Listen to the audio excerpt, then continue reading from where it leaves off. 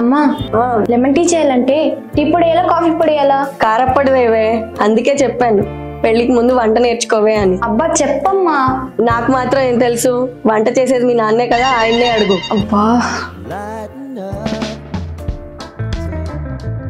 Hello అమ్మా. Hello అమ్మా. ఏంటి? నాకు అర్జెంట్గా 2 నిమ్మకాయలు కావాలి. నాకు 2 బీర్లు కావాలి. వినిపిస్తుందా?